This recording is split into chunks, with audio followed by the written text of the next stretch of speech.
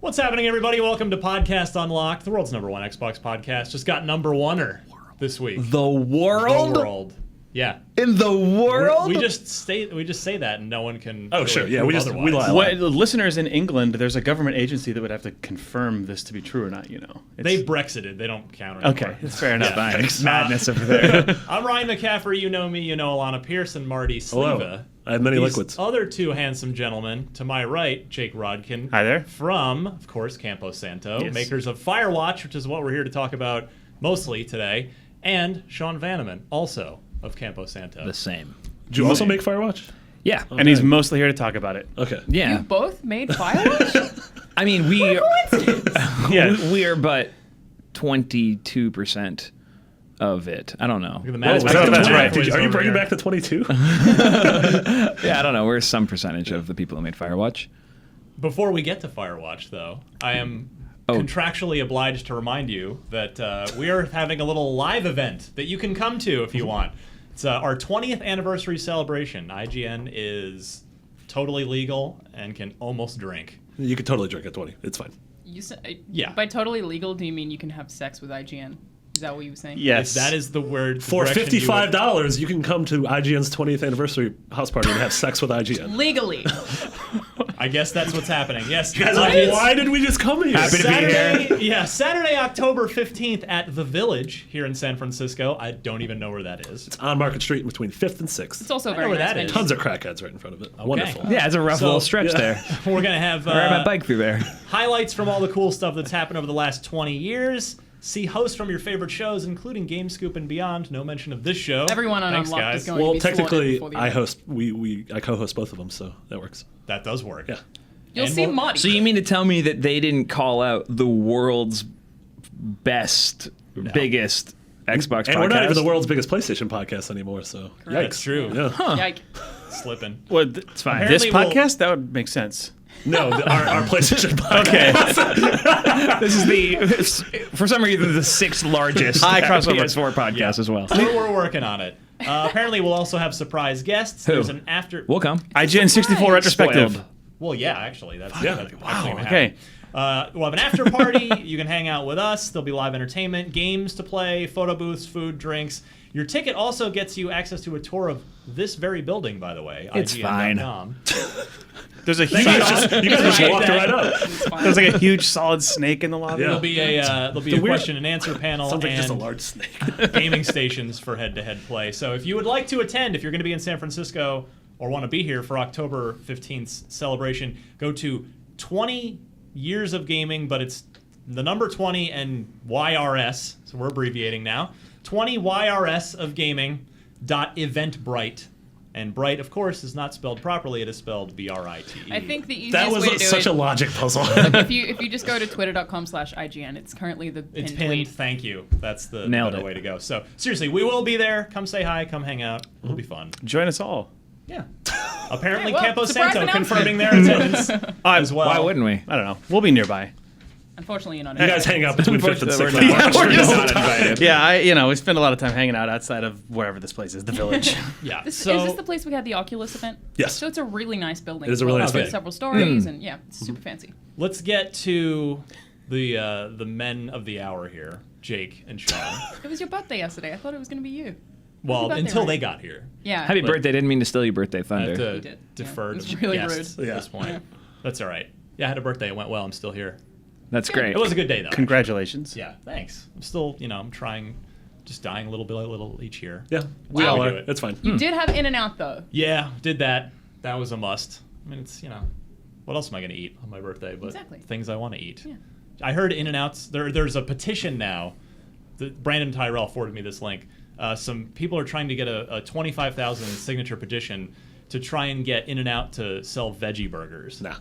No. Nope. No, don't do They that. do the Don't- grilled cheese. Don't Yeah. go to In-N-Out if you are Just- looking for a veggie burger. Yeah, why not just go anywhere Yeah, else? get Go get literally the anywhere get the else. grilled cheese animal style. You cannot even notice that there's not the one tiny Yeah. burger patty in there anyway. Yeah. So just do that and then Yeah. be happy. There you go. Petition complete. There you go. They Jake has can't do it solved because they don't have freezers. Veggie burgers require a freezer, right? And like, This man's Do they? thinking. yeah, I mean, what are you gonna Burger do? Like, get cast. fresh veggie burgers Fresh, from never the frozen veggie, burgers? like, yeah. I mean, they may like press them on the spot. This is one of those things where people think they want this, but they don't want it when they were to be actually I given. think that's most things on the I internet. hope In-N-Out stays strong. They will. They're a privately held company. They can do whatever they want. They have and no will. petition can force their hand. And to that I say more power to them. All right. Keep being So, you, what was In-N-Out Burger. We've been gunning for a sponsor from In-N-Out for like 3 or 4 years. Oh, yeah. I don't think they do any advertising. Never going to happen. Yet. Until you get to the global #1 Xbox Is this podcast located on a giant billboard on the freeway near a major civic center? If so, it is an In-N-Out advertisement. Otherwise, you're not going to get that sponsorship. Don't break out dreams. Cancel the podcast. So this is an Xbox podcast that talks about video games? Sometimes. That's really Well, we convenient for always start us. with food, yeah. Okay. Yeah. Okay. Which are the So that's good. Firewatch is an Xbox video game. As Now- of today. As of today, and Yes. that's what you guys are here to talk about and promote. So, and you're here because I love the hell out of this video game. Seriously, I'm going to tell you to your faces now that I adore Firewatch. It's one of my favorite games of the year. It will certainly be nominated for IGN's Game of the Year. Oh, man. Yeah, So it good. absolutely will. Not if I have Right. anything to say with it. For those You love people who what? aren't watching Stop it, this Marcus. and are just listening to this on their like iPhone or whatever, he did say On their it. Zune? This is the Xbox Oh my podcast. God! What have I done? What have I done? Anyway, sorry. You did say it right to our faces. Yeah. Right Inches directly. away from our faces. Directly. It's very Directly. There's a Via lot of a It was sexual really difficult. It's hard for us to receive praise of any kind. And my whole body got sweaty. That could just be I his haven't friend. had that effect on another human being in a long, long time. About 5 years ago, he said your daughter was 5. Yeah, exactly. Anyway. Did you only play it this week, right? What? No, I No, played it when you it came reviewed out. it. No, Oh, I okay. reviewed it. Yeah, I Oh, reviewed really? it. Yeah, before knew you that. before you got there.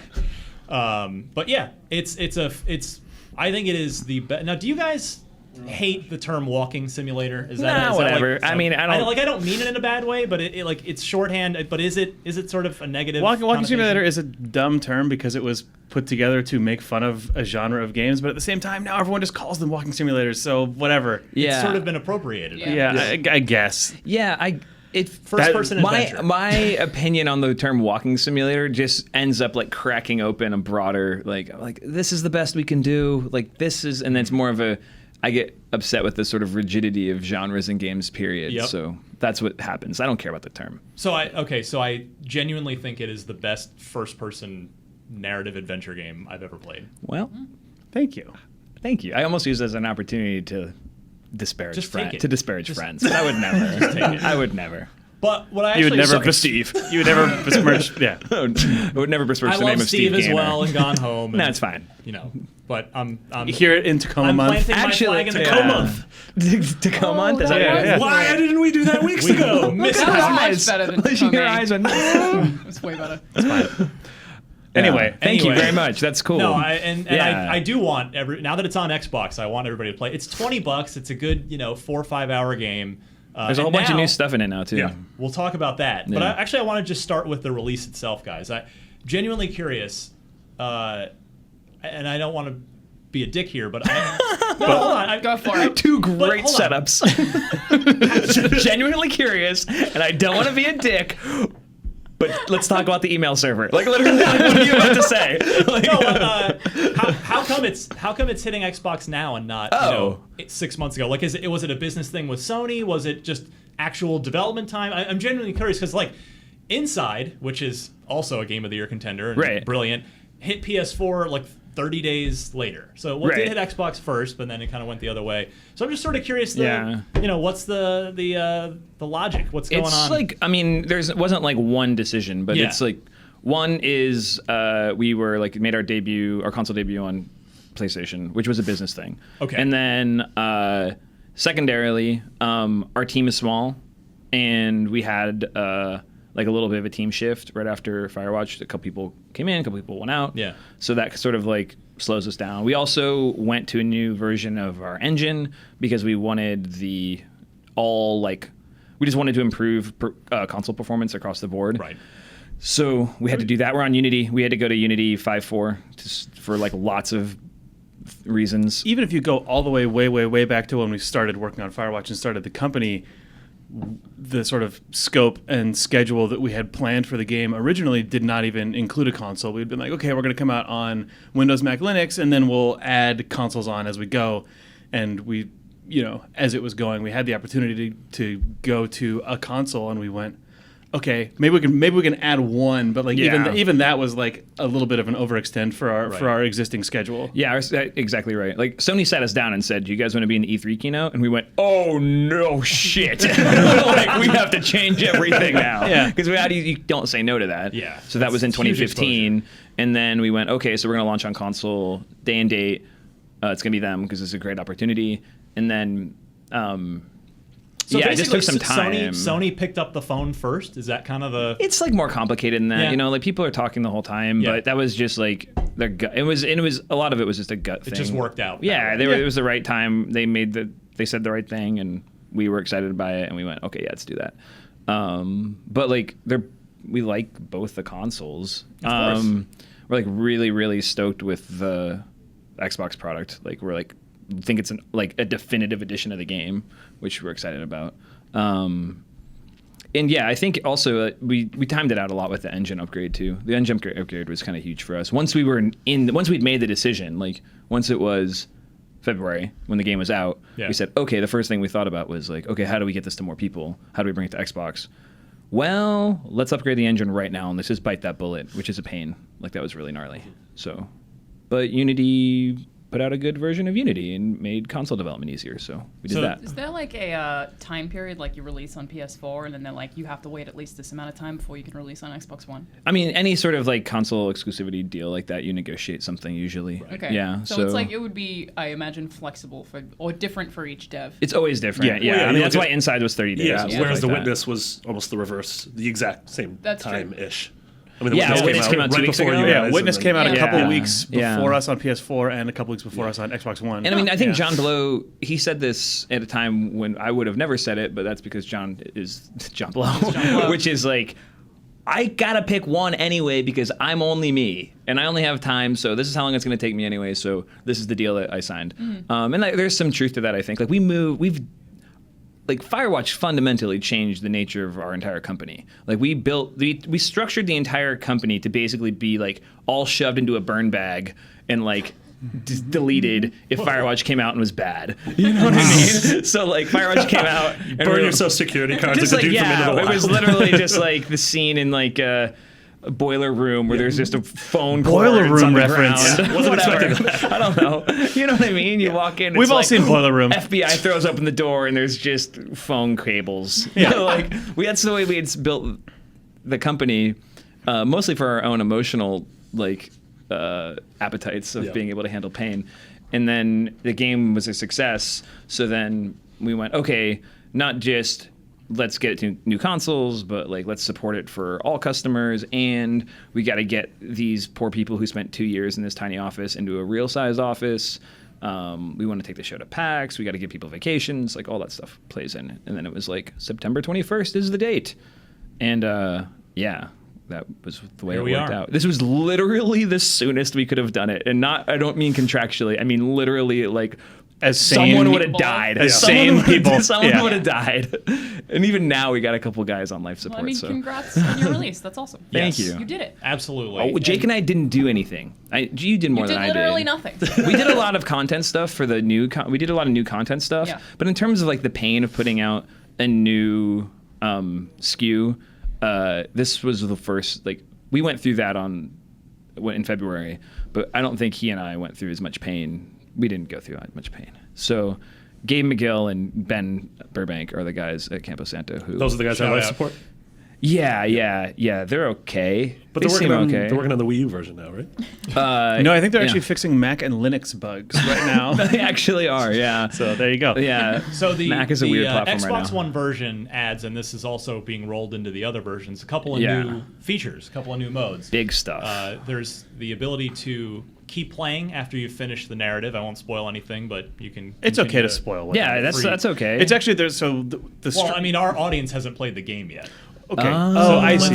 And if you not do want to talk ruin about spoilers, anything we for like 6 months ago we recorded Yes. a full spoiler cast in this room. I'm Okay, not cool. going to get into narrative spoilers, but just the way that the game is structured. Yeah. If you play it today on Xbox or any platform, by the time this episode's out, Firewatch now has a special features menu, and inside of that there is just a button that says free roam mode, Yeah. and it says complete Firewatch before you can play it, and then there's also the commentary. Yeah, and the those audio tour. special features are unlocked from the moment you download the game. Yeah, you can just see that they're in So, the game yeah, immediately. And the commentary is the one I really want to focus on. 'Cause Yeah, I just let's think talk about that. I think it's fantastic. I mean, I love it in movies, and I feel like very few games do it. And but the way that you guys have particularly implemented it is just great. It's they're set up as sort of, wilderness listening stations where, like, you'd be looking at That sounds like Lost or something. a redwood tree. Yeah. Where you're inside a geodesic dome, like juicing up, Right. playing Motown hits on your record player. But you pick up the cassette, an actual cassette, because it's period appropriate for the game, and pop it into your cassette player with your headphones, and you're just listening to you guys, the development team, or maybe one of your voice actors. Yeah. Everybody that you've got in there just talking about different aspects of the game. Yeah, there's a bunch of them, like 80 or 90 tapes or something like that. Yeah, there's some high number of tapes. Yeah. We kind of went overboard. I mean, we have a podcast recording studio in our office because some of us do a podcast in there called Idle Thumbs every week, and it turns out if it's idlethumbs.net, it turns out if you have a recording studio in your office and you've got a bunch of developers on your team who are used to doing podcasts, it's very easy to just record a lot of content. So I think we have like 3 hours of audio commentary inside of this. And we made a game where we had to systemically implement like over 7,000 lines of dialogue. So it was like implement these 90 like audio tapes. Yeah, It was we were like, fast. Okay. Yeah. Like yawn easy. But yeah. So we had a kind of a competitive advantage in terms of being able to do a really robust commentary. When it comes to commentary modes, well, I'm just saying we had a leg We're up. the We had, world's like, best. It's like what you said. Like not a lot of people do it, Not a lot but of like people do it. like if you're making like the new Battlefield game, like how do you do that? You have to like build a system to integrate like, content. and Firewatch data. was already a game where you are supposed to poke at things and hear audio. Yeah, you can Right. like Firewatch. If you strip away all the art and everything, you're like a block moving through space, walking up to another block and clicking on it, and then a thing And then happens. So, So, like, when yeah. did you Video guys games. record it? Like, how recent is all that stuff? Did it like this summer. Yeah, just Over the summer? over the course of So summer. since the game had come out. Oh Yeah, so- It wasn't done like in February when you No. were still No. crunching. The commentary mode kind of came about because Firewatch had just launched, and we were doing all sorts of various things on the team. One of the things I was doing was a lot of tech support, which is the inevitable secret trick of shipping a game is that you haven't actually shipped it for like another month afterwards because you're still answering support tickets and doing things. It was making me go a little stir crazy.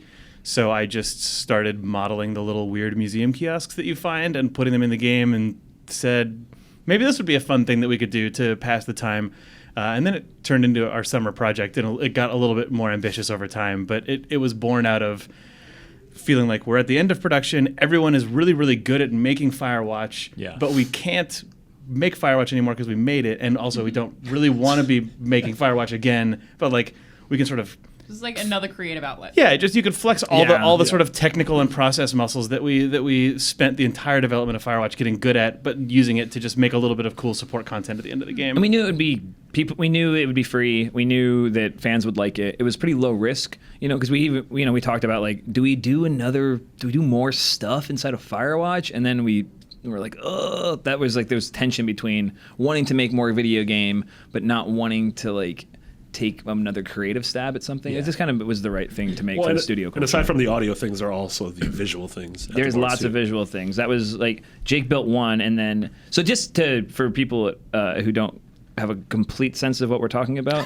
when you is start, everyone yeah, in when you our- start in the the game, Xbox when you audience. start the when you decide to do the Firewatch audio tour, which you should do after you finish the game. yeah. I mean, yes, but you can do like it's unlocked now because we were worried that like if you bought the game on a different platform and you want to play or you it, trashed your saves or whatever. yeah, it's just like unlocked at the beginning. So, you go through the story of the game, and the story of the game when you play the game is like linear open world, I guess. You go through a like start and finish story in Firewatch, but then in the audio tour, you go through that same story, but we like duck the audio whenever there's a commentary track, and you get a commentary track by approaching these like sort of museum style kiosks and grabbing a tape off of the top, and it tells you what the subject of that's going to be.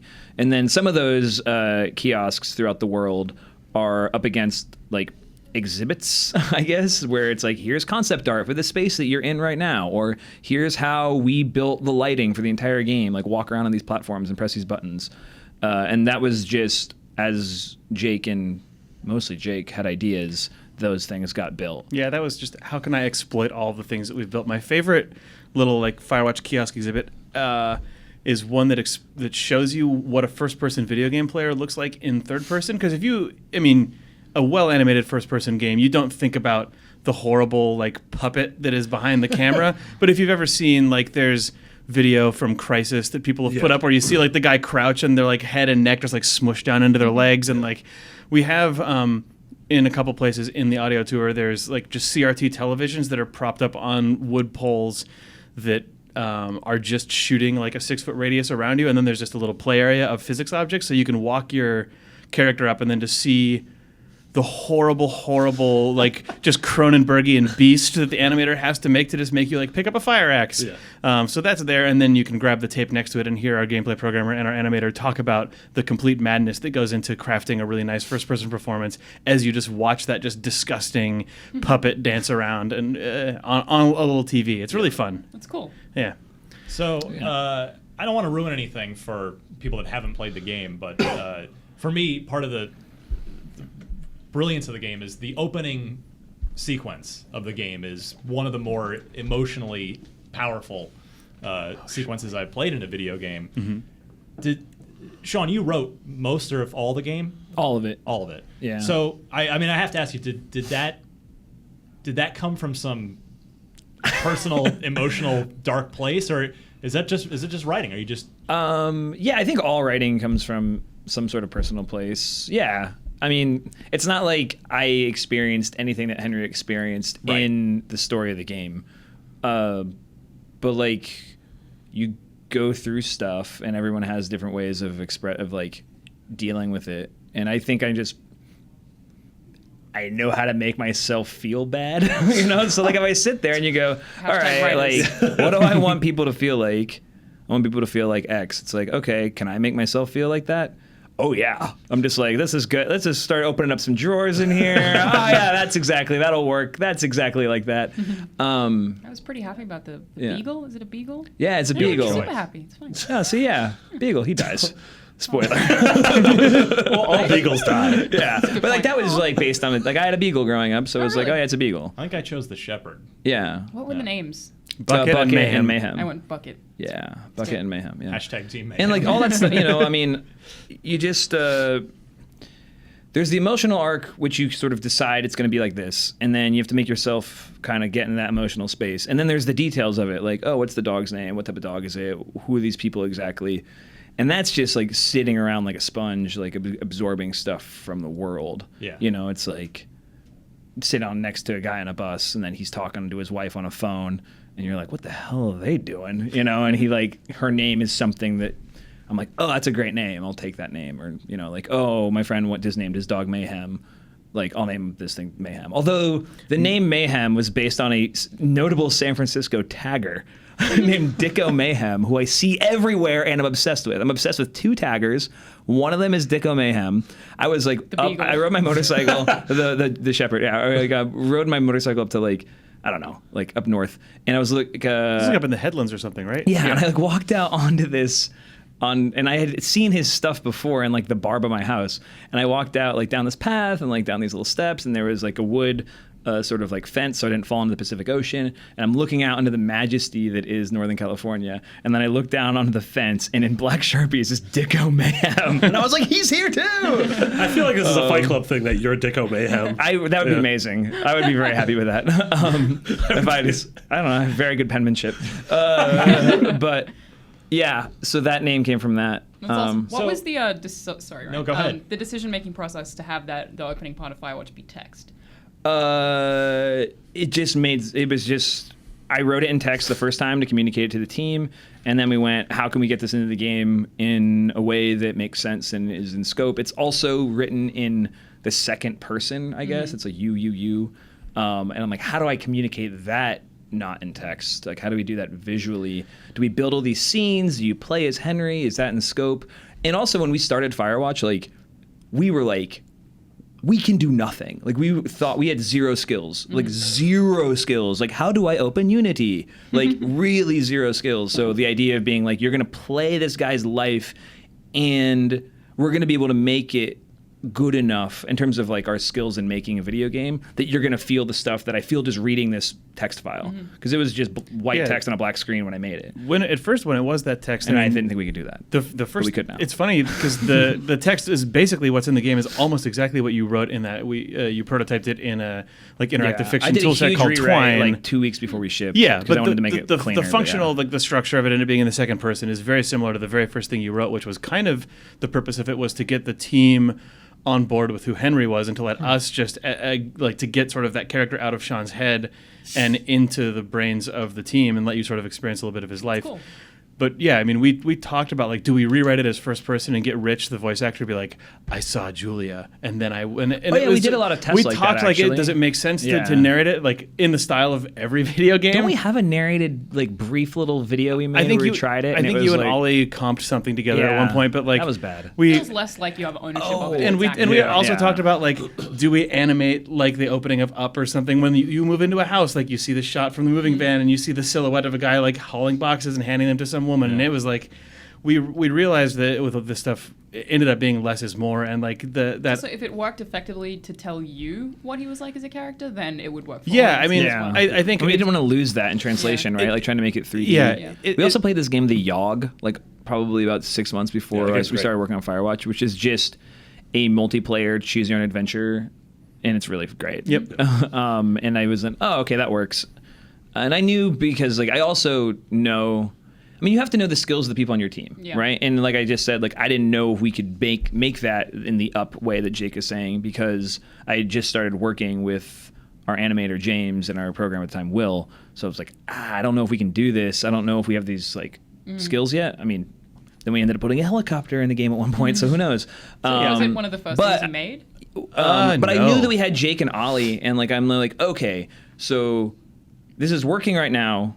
Period. Like everyone who plays this feels something, and Jake and Ollie are gonna make it look awesome because Ollie's a graphic designer and Jake's a graphic designer and UI guy. So it was like, well, let's just do the thing that we're good at. I know that we're good at. Like those are their guy. That's their strengths. Let's not muck with it too much. Yeah, don't worry about Yeah, touching yeah. yeah. So you got to do that a lot. Yeah. So Sean, Yeah. do you write a lot at home too, or do you kind I of write for- anywhere. I write. I mean, sometimes do- on the bus.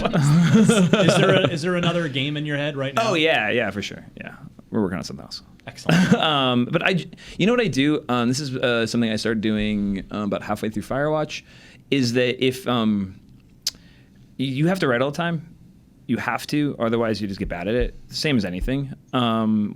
But it's hard to sit down and go, I'm going to write 500 words a day. 500 words isn't very much, or 1,000 words a day is like when I'm really working. 1,000 words a day is like the standard. I just started journaling about a year ago, and I try to journal every day, even if it's just like a tiny little bit.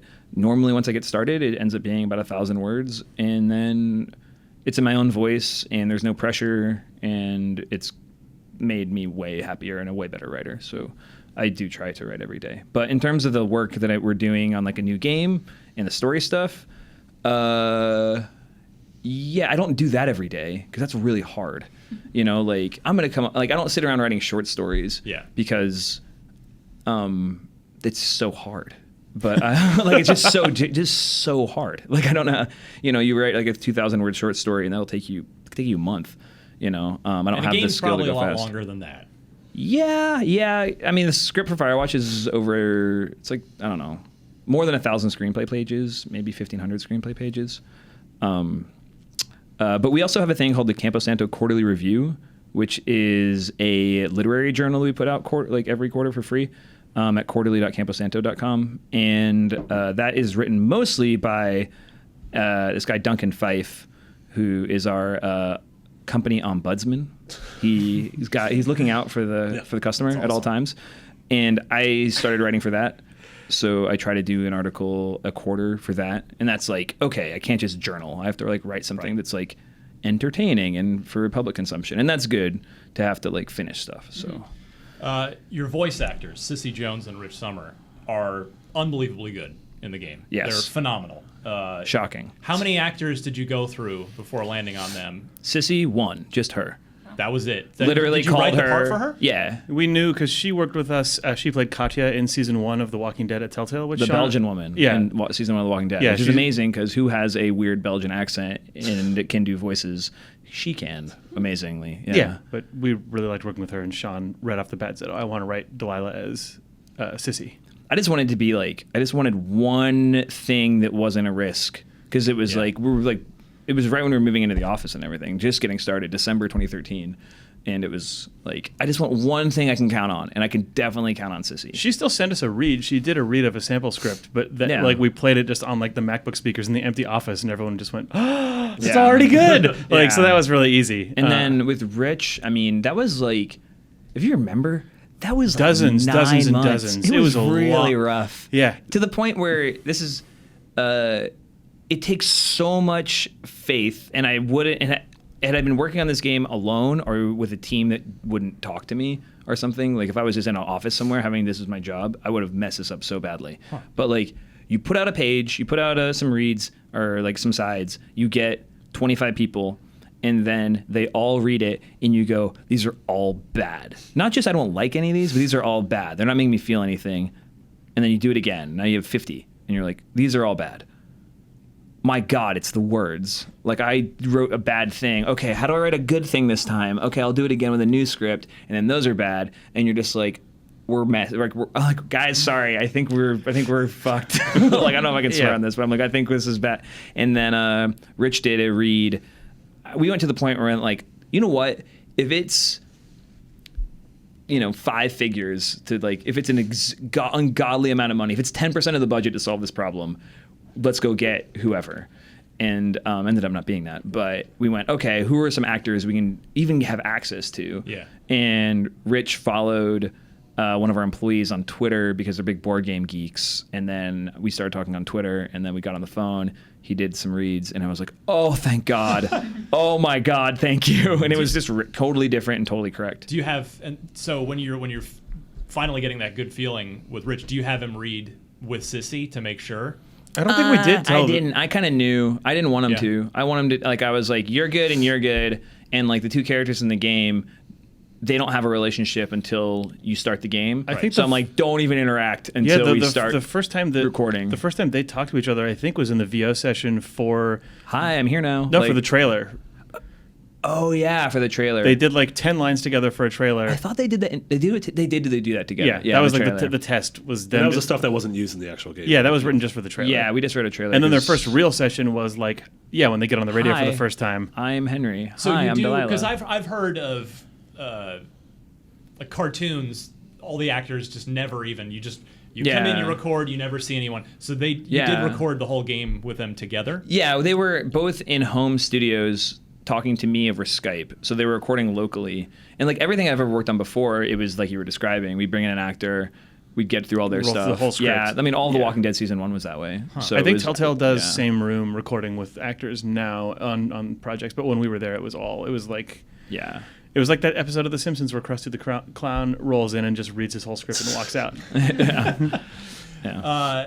So Sean, it's way easier to record them at the same time. One thing. It's like logistically a pain in the butt, but like in terms of the directorial side, so much easier. Yep. Yeah. They weren't in the same studio. They were each in their houses, which actually but they could hear each other. They were acting together. It fit really well for Firewatch because in that game those actors are never like locking eyes. They're never having a conversation where there's anything that you never read anything on an actor's face and respond. You're only responding to their voice. So if we were in the same really studio, I would have made them not look at each other. For sure. It works out really well. That way and you look that way. Yeah. So, Sean, you've written 2 of the most emotionally impactful games of the last 5 years. Waltz and Gromit Muzzled, Poker Night 2.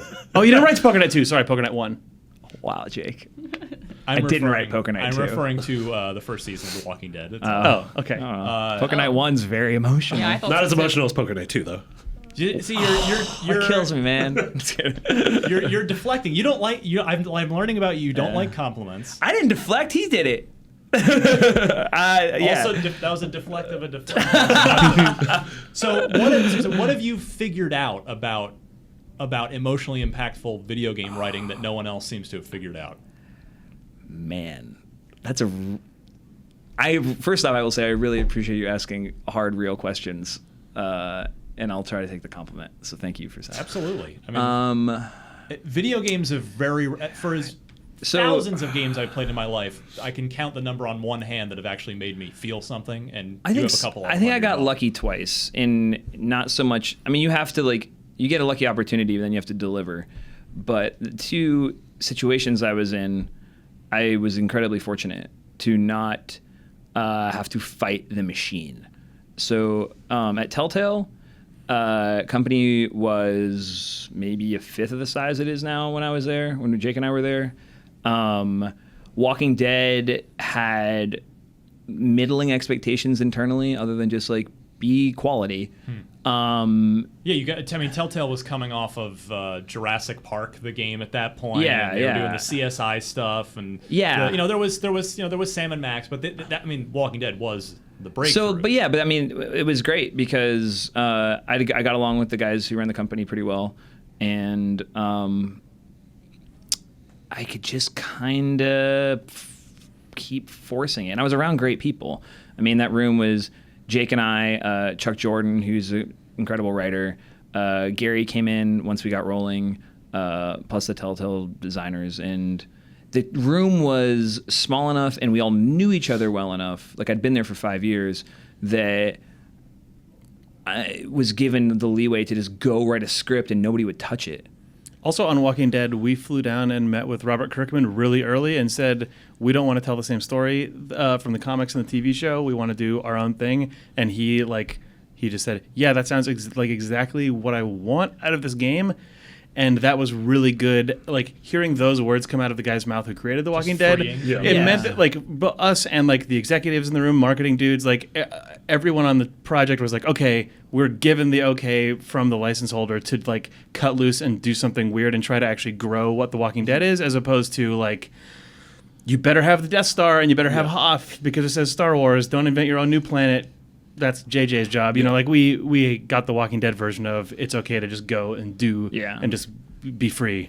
And I wasn't fighting a big design team for my writing not syncing up with the mechanics or whatever. The team was small. So that was opportunity one. And then I just tried to just write good. I just tried to Just write good. Just write as possible. Do you have any kids? No. No. So, because the relationship that comes across between I have a cat. Lee and Clem are, She's Clem's awesome. pretty much a cat. I mean, Yeah.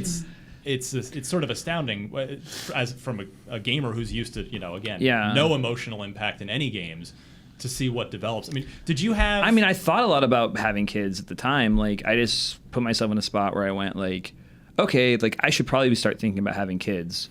I was 27, 28. I was that's a thing that I could start thinking about, even though, whatever, I'm 32 now and don't have kids. So I thought about it a lot. And I just, but Lee's also not Clementine's father. Right. So I just thought about, and I have a good relationship with my little sister. Not that I'm her father, but I'm 4 years older than her. So, you just kind of put all that stuff together. And then I thought, okay, if I was responsible for an 8-year-old right now, what would that be like? And where would the friction of that be? Did you have the arc all ahead of time, or did? Yeah, we did. Jake and me and Chuck kind of knew where that was going to go. Actually, Gary Whitta also was involved with a little bit of that stuff. The very end of the season came out of Episode a lunch. 4 was. He wrote it, but I mean, way early on, we Yeah. had one meeting with Gary that I remember impacted some of the stuff at the end of that season. Yeah, that's true. But no, me and Sean and Chuck spent months locked up in this weird storage area that we were probably legally not allowed to work out of in Telltale's office. That was just formaldehyde encrusted plywood just floor and literally stuff, insulation hanging out, and all the ceilings. stamps that are does not meet regulation. Anyway, we spent It months was really in there hot in locking there it down. too. 'Cause Yeah, it was the summer in Marin. I shot a video up there once for OXM actually. It was Oh the yeah, total that weird unfinished- back room. Yeah, that gross room. in the But old yeah. office. Yeah. having the end figured out before you start, or at least having some end that you're happy with figured out before you start, has always been really helpful for us. That made the So- but then just to answer, and then I think with Firewatch, we were just in charge, man. Yeah. If you look at the great, I don't know how much I used to believe this. I'm not sure how much I believe this now. But if you look at some of the best game writing of the past 20 years, the person who did it is usually in charge. So it's, whether it's Amy Hennig, whether it's Steve Gaynor, A whether strong voice it's who's in a Tim position Schafer, Tim to Schafer, execute. Yeah. like Ken Levine. Ken Levine, Yeah. you know, like The games that get known for that stuff. yeah, Or like Mark Laidlaw, like it's like you look at the kinda- creative leadership on the Portal games, like on Yeah. you know, I mean that was Kim Swift, but also Eric and Chet. Yeah. Yeah. And I think that's just not the case on most AAA games. I can't, you know, other than the people we just described. I'm sure we're leaving a bunch of people out. But like Neil yeah. Druckmann. Yeah, Neil Druckmann is a great example. Yeah. So I mean, you know, Neil and Bruce at Naughty Dog like run the show. So that's why the writing's good. You know, like there's probably like you are being deprived so much good writing from great writers who are working at places that just aren't in charge. You know? Like from my understanding, a lot of it can be someone will write something and then they'll submit it and they'll be like, no, you can't do this, and then they have to scrap it, and that happens over and over and over. I think again. a lot of the time it's an order of operations issue as well, where you have a game that's designed and has a vertical slice built, and then they're like, okay, Fit a story. get that script into this thing that we already have. Whereas, and it seems like that process is really hard to fight unless you've got someone who's, you know, really into writing and story, who's right up at the top and who can from the very beginning be sort of nurturing that and making sure that the story responds to the writing and not just, or that the game design responds to the writing and not just the writing having to respond to the And I game feel like it's design. almost a miracle when you get good writing out of someone who isn't at the Walt Yeah. Williams Spec Ops script. Yeah, Like, Walt Wilkins, that's- yeah, exactly. The fact That's a that great wasn't example. torn apart and became. I mean, just but something also if with you it. look at the production of that game, like it was made in the Czech Republic. Walt like just went there, so you're far away from the mothership. Nobody's Yeah. paying attention to you. That game was also took a while to make and things like that, and it was able to just be like, you know what, close the door and let's just do this the right way. And that's sometimes what just has to happen. I mean, you know, like, and the thing that kind of kills me is when you look at especially franchise games that are ostensibly about like the franchise character and the story. I'm imagining some without describing them. Those are games, especially that have been around, maybe say a franchise has been around for like 10 or 15 years now. So I think there's this, people think you have to give people what they expect. But I think when you are dealing with a large franchise that already has like projected units sold before anyone writes one line of code, like that's actually the opportunity to shift the creative power structure around, put people on like a reasonable schedule, a type of reasonable schedule, and say, look, like do something risky with the creative and the writing. Because That's what Halo needs. We Yeah. talked about it after Halo You know. 5. That's Yeah. exactly what Halo needs. because like it's still going to hit it, you know, it's still going to hit that number.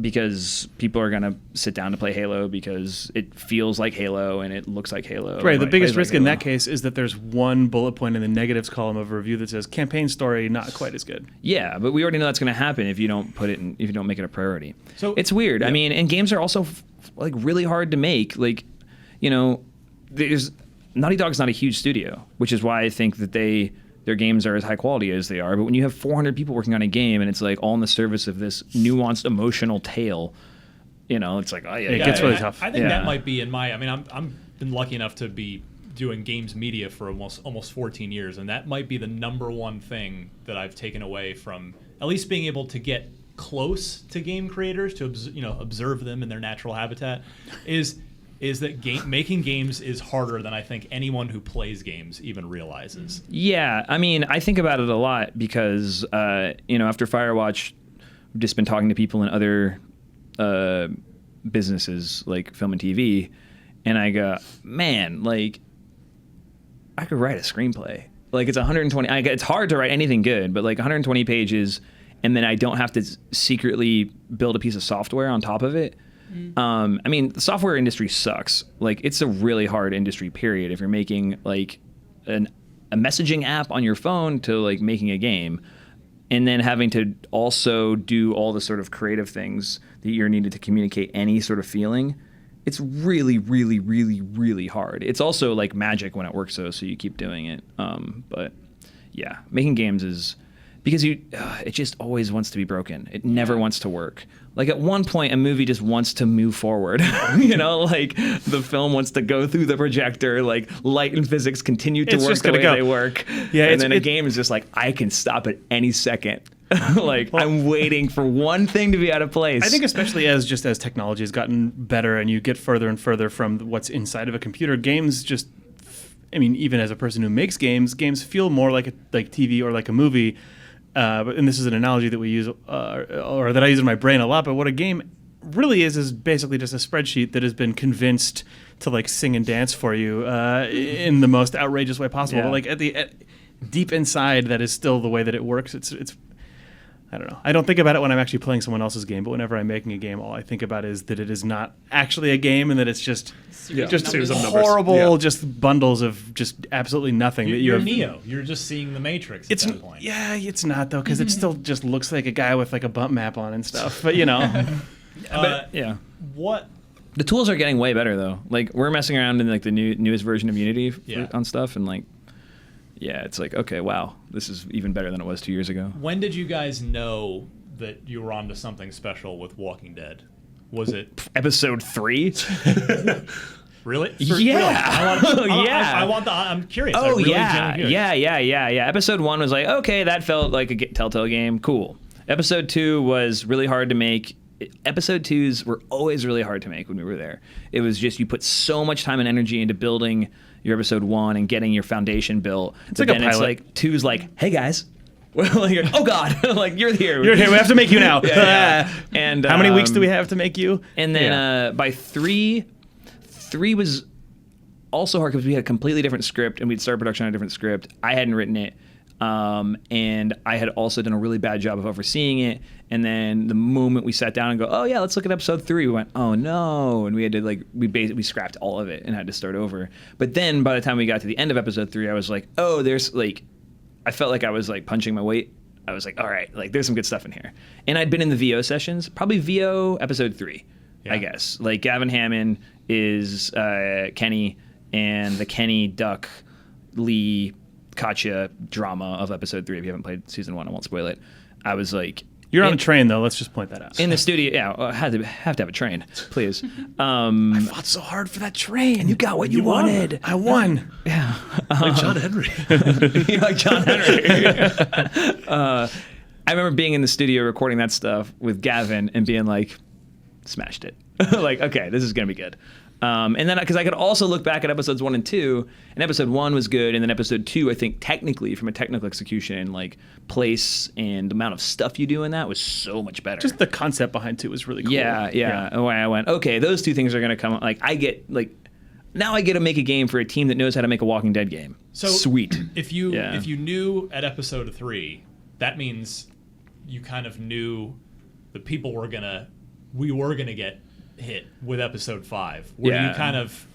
Were you surprised at the public's reaction, or was it exactly kind of Oh, what to you were, 5? to the end? To the end. I think the end hit actually Nah. about the way that we expected Yeah, it to. I remember my sister called me like 4 hours after it came out, and I was in Miami, and it was like 3 a.m. there, and she was just like, "I effing hate you," and I was like, "I know," and just like hung up. Like instantly, I was just like, yeah, and I had expected that. Yeah, the actual getting the season finale of Walking Dead season 1 done was incredibly hard because we'd eaten up any spare time in the schedule over the and it was over it was the coming rest out of the in, like season. the first week of December, or something, Yeah, or last week in like, November or something. Any padding time that we had. Yeah.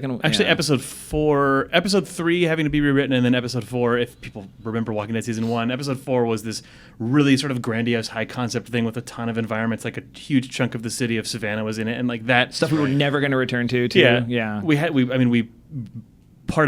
Yeah. Episode 5 was like, okay, I guess we're just going to have to backtrack through these environments because we don't have the time left in the schedule to build anything new. So And you were at the end of the year then, so it's like we can't put this episode out. it's got to be on a disc for January. It's like, Christmas. oh, la, la, yeah, la, la, yeah, la. yeah. Anyway, so the technical part of it was really stressful, but I think, and also just sort of shushing ourselves, if I remember correctly, because we were like, we got to do ambitious, crazy stuff. Then we're like, oh no, we already know the ending. Right. The ending, So we did the opposite actually, which was like just put 2 guys in a chair. Yeah. You know, like that's a big scene of that game. You know, and then like okay, let's put 2 people in a locked room at the end. You know, it was like let's put 2 people here, let's put 2 people there, and like at the end of the day, like I'm that's the best stuff to work on and to write. Like writing interactive dialogue between two people who are just sitting in chairs looking at each other. If you can get away with it, and you can never get away with it because it has to be fun to play. Right. But in that moment, it's what the game needed. Was like really satisfying. So, And but the again, you've made cinematics guys you've totally made 4 killed it. episodes. Yeah, you've made 4 episodes, so you know what people are good at. You're just like, okay, don't do the thing. Like, remember in episode 2 where we tried to do X? Like, don't do that again because we weren't good at that. Yep. Yeah. So did you ever contemplate, because you left before season 2, Yeah. did you ever think about a season? Did they ask you to do season 2? Yeah, we worked a little bit on season 2 at the You did? beginning. Okay. Like we had like that was our we hadn't left yet, and we had kicked around some ideas. We were part of like the story. We were in the room at the very beginning. Yep. We didn't write any of it. Yeah, but no, we I guess I did like half a draft on that first episode, but Yeah. it wasn't anything. we to be knew proud that of. when we were leaving. I mean, we knew, and we'd worked it out with people at Telltale. When we were leaving, it would like the reins had already been passed to the season 2 leads before we left, and we were just 2 guys in the writers' room for the Yeah. pre you were pro on that. here. You were here for. We did a weird like Game of the Year event here. I liked that. It was that like a year. science fair. Yeah. Yeah. Yeah. And with all the nominees, and you Yeah. guys, It was you awesome. guys came, and I remember you and Yeah. I was talking. That was the first time I actually met you face to face, and got to thank Right. you for how great Walking Dead season 1 was. And you kind of like I got the sense from you at that time that you hadn't really processed the fact that it was really good yet, and you seemed Yeah. kind of like a little shell shocked, and so you kind of It's shocking. Like it's a shocking experience when a game because like we'll probably never have it like in terms of numbers, like probably never work on something that's successful. Yeah, ever I still again. also internally would never use the phrase "it's really good." I would say, "Oh, it was well received. People liked it. It sold well." I'm not going to give a qualitative judgment to that game. It's not. I don't really have a review of the game other our than job. Yeah, I mean, I liked making it. We worked with amazing people, and we had an amazing creative opportunity in terms of like. I mean, as a writer, you're not going to get a better chance probably to like make a mark because, I mean, again, like in terms of luck, like Walking Dead was signed at Telltale before there was a TV show. Like it was a comic book, you know. So it's like nobody knew what this was going to be. I think that deal actually got started on the floor of San Diego Comic-Con like 2 years before Yeah. production started. Of, You know- like a guy just walking over to Kirkman and going, "Hey, we make games from comics we made Cinemax." Yeah, because like in Fables and King's Quest, like all 3 of them sort of got announced at the same They time. did. I remember I was at that event. King's Yeah. Quest came in and out. Yeah. The bright slaps on that. Yeah. Yep. Making good King's Quest games now, though. Yeah. All gentlemen guys. So then I'll ask now. I'll bring it back. When did you know that you were onto something special with Firewatch? oh man, Way late, I think. Well, the mixed. Different things came on. We were confident about different things at different times, I feel like. yeah. I remember playing it all through this year, or no, second half of last year is year. Second half of 2015, I guess. Yeah, I remember playing it and being like, I like this game. Like this is fun. Like look at all the cool stuff like my friends are making. And I enjoyed it for like not the story stuff and character stuff that I was working on, but it was fun to just like walk around and be in a space and not feel like the writing had to do all the lifting all the time. Right. You know, like with a Telltale game, if there's not story happening, there's like you're kind of just walking to the next place for there to be story, or like there's just always story happening because that's what makes a good Telltale game. And like it was cool to be able to be like, oh man, like there's just an amazing spot that like Jane and Jake made and Ollie made over here. Oh, I wonder if I can put something cool here. So Also, the discovery of there doesn't need to be something cool because you can just walk out and see a neat space and like wander through the like leaves, like that stuff. We'd never made a game that had that in it before. We were also spending like by the time we made The Walking Dead, Jake had been at Telltale almost 7 years, and I'd been there and I guess by the time we started, it was like 6 and 4 maybe or something like that. So we were like pretty good at making Telltale games, and we could like subvert certain things and like make the tool dance to our like weird desires.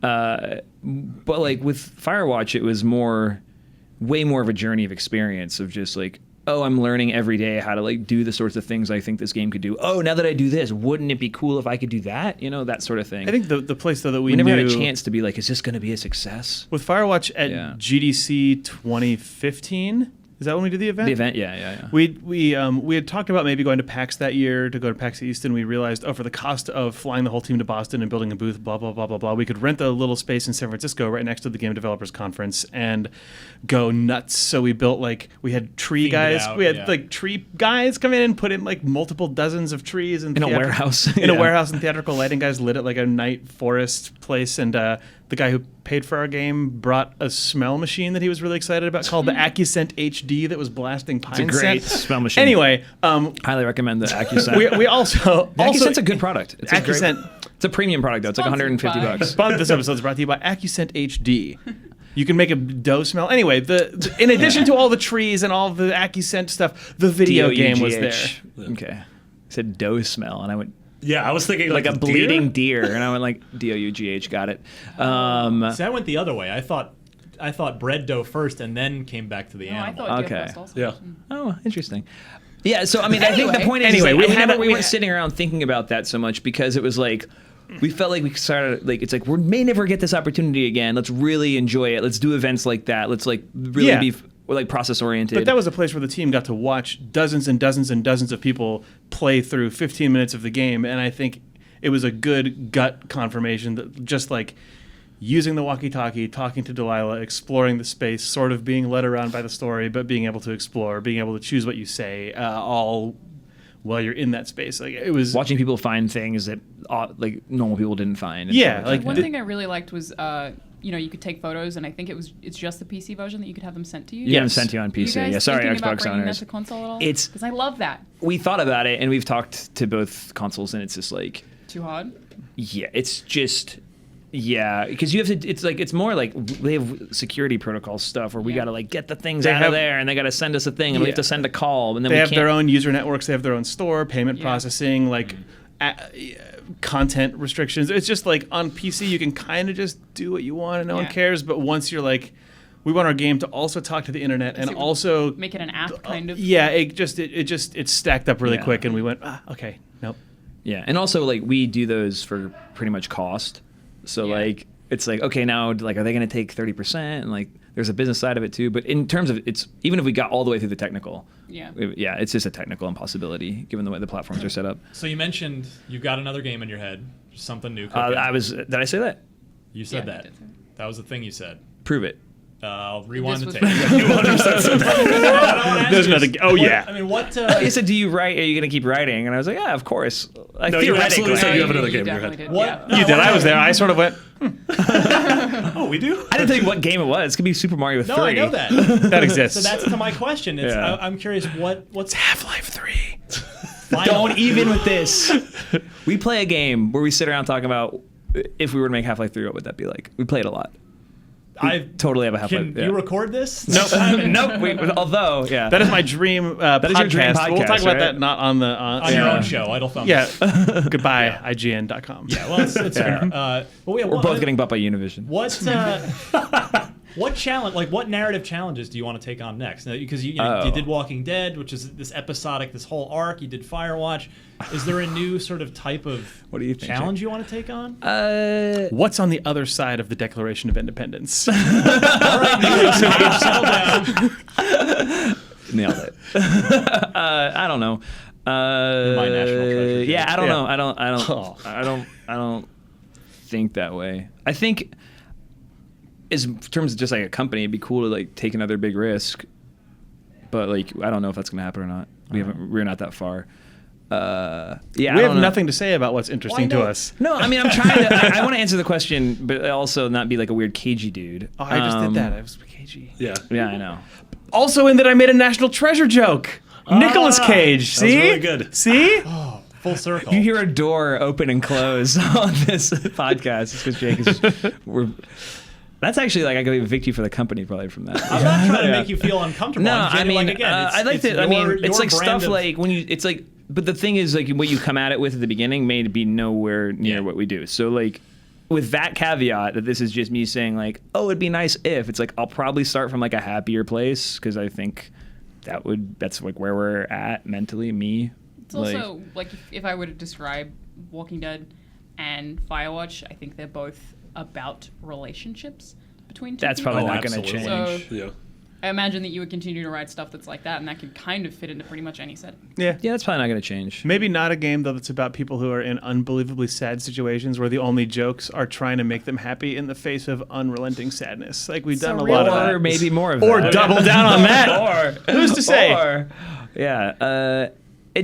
Sean's therapist is Well, the moment learning you a lot about. the moment you get into relationships, like there's friction, and then when there's friction, there's like negative emotions, but then you have to balance those out with positive emotions. So I don't know. I'm curious as to what we'll make, like, because the thing is like we do a third game if Walking Dead is like Wow, a kind of Walking secret Dead? first game. Oh, okay. Yeah. You know, then it's like there's sort of a trajectory, and that'll be weird to see, to be like, oh, from there to there to there.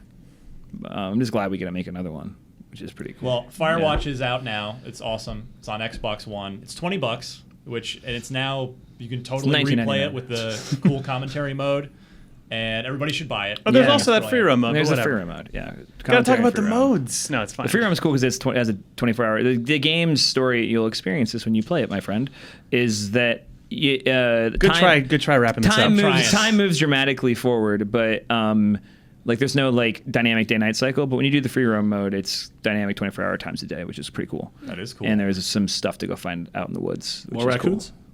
Cool. Can either confirm or deny more raccoons. I will not tell you how many Yeah, that raccoons are in the absolutely is game. more raccoons. There's not more records. Everybody on Xbox should denied go. Everybody on Xbox should buy Firewatch. What do you guys? So again, our audience has not played the game by and Yeah. large. What do you want people to take away from it? I would say come to it just like excited for a good story. You'll probably finish it in a sitting or two. It's fun to play with someone in the room, but it's also fun to just like lock yourself away and like immerse yourself in it. Which is I think that's because there's dialogue choices on the screen. It's fun to have someone there sit like next to you. I played it with Monty in the room actually, and he mostly just got mad at me. Yeah. Because there were Yeah. some things that I was like, well, I don't want to reply to that, so I just wouldn't say That's anything. great. You Yeah. should do that. That's It was great. like, Do "Yo, what I you don't have want a to do in response." the And he game was like, is "Why another aren't you good talking thing. to her?" Yeah. Like, Yeah. I don't know Hopefully, what to say. hopefully you'll find it to be a dramatic, thrilling, mysterious story about real people in extraordinary circumstances. And if you have the option to Why say did you have to something, say it so- like Yeah. that? Firewatch. That was good. Why? The Did, official ad. people have been asking what Firewatch is for years, and you could have just said that the entire time. Well, it's done now, so I figured it out. Okay. Jake Rodkin, Sean Vanaman. Thanks. You guys are Hey. awesome. Thanks for making a great game and for just sitting here for an hour of your day. It's always fun. I mean, you Sweating it out in this room. I'll give you the option if you want to hang out for the rest of the podcast, but you probably want to go have lunch. What are we talking about? Juan and I have to go we in actually 15 have minutes. to go. We have to Okay. go. Yeah, we will just extend So your I podcast shouldn't if we spoil stay. the marketplace report right now because I've got it in front of me. You All know right, what? well, you know what? We can pretty much just wrap the show up now anyway. It doesn't matter. Yeah, we People need are gonna miss out to talk on about this. a ton of Gears of War next week. Yeah. That'll be good. All right. So we'll regroup next week. We did it. This was a perfectly normal length show. What if we just South Park is being delayed until Yep. co-op? South Park's delayed. Remedy's next game will have co-op multiplayer. I was gonna ask Done. you. Yeah. Does it? I don't know if you ever publicly delayed Firewatch. Yeah, we but is did. it like you did? So is it a super hard decision or is it actually really easy? It fucking sucks. It's really, really hard. But then you do it, and you're like, why didn't we just do that? There you go. So that's It's like it's the hardest decision to make when it's in front of you, and then Yeah. it's the easiest decision to make when it's behind you. And then the game comes out and people like it, and it's not a piece of crap. So like everyone wins. I think that Sometimes Miyamoto people don't quote, remember it. that Miyamoto quote is the truest Yeah. of all of just whatever it is. Yeah, it's like trite by this time, but it's absolutely true. yeah. yeah. what? A bad game's bad forever, but a delayed game Yeah. is whatever. It's Two in the hand and one in Nailed the it. bush. Yeah, just Don't say no. What? if you, yeah. What? Two in Yeah, no, so it's like a bushel of things in the bush is better than two in the hand. Oh, That's man, one in the Definitely a hand. sex That's thing. almost- You got two in the hand. Yeah. It's better than Stop It's it. a bird. A Miyamoto. bird. a bird in the hand. Miyamoto. I think it's better than Bird in better the than a hand. game that is delayed. One bird in the hand is better than two in the bush. Yes, because you got that one bird in your hand. Nailed it. I like Still- Miyamoto, by the way. Miyamoto. That's his, Yeah. it's a Miyamoto to live It's by. like it's the way New Yorkers say it. It's Miyamoto. What is happening? The podcast is It's getting welcome to good the now. world's number one Falling Nintendo apart. podcast. But yeah, you can buy Firewatch and some other video games this week, but you should buy Firewatch Wow. You can buy those other ones too. There's some good stuff on there. first. No, there Last is. fight, Batman Telltale Game Series Episode 2, Children of Rock'em, Minecraft Story Another- Mode you Episode got 8, actually Killer two Instinct Definitive Telltale Edition, games Dear up Esther, against your- and Mountain Blade. That's Your fine. former employer has got two episodes shipping. And also against you Killer this week. Instinct No comment. Definitive Edition. No comment on Heck that. yes. Dear Esther Landmark Edition, the landmark in walking simulators. Yeah, that was OG. It's true. Dear Esther? Oh yeah, it is. Yeah. OG. Yeah. That's You not a said bad. That's not a. walking That's not a simulator, bad not double me. feature, by the way. Dear Esther and Firewatch. Okay, we If you really want to do walk need around with a wrap this lot up, of flowers and grass and feel bad about things. Mirror's Which game are you Edge. describing? Both. But Mirror's Edge. though. I'm describing this weekend on the Xbox platform.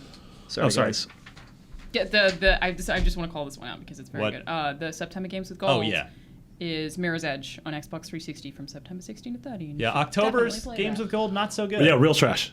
Yeah, There's- which is Oh. probably They're on real bad. purpose because they Yeah. know you're just going to buy all the new AAA fall things anyway. I weirdly liked Super Mega Baseball. No, you don't. But this is the extra innings version.